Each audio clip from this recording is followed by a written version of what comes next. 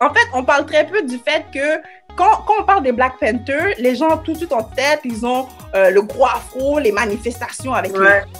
Mais les Black Panthers, c'est tellement plus que ça.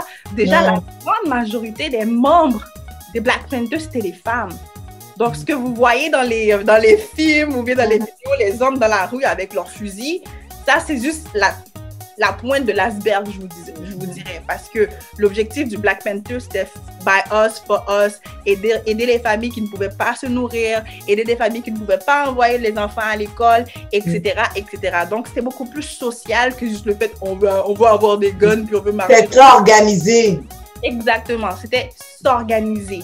Et je pense que c'est très important de parler de cet aspect parce que à la fin des années 60, n'oubliez pas, les Noirs américains, ils viennent de voir Martin Luther King se faire assassiner, ils viennent de voir Malcolm X se faire assassiner. Donc eux, alors qu'ils se disaient, ben écoutez, le combat, la lutte des droits civiques, c'est quelque chose de juste, on doit se battre pour ça, mais de voir des leaders tomber comme ça les a beaucoup découragés et beaucoup vont rentrer à la maison et ils vont avoir peur de prendre la rue.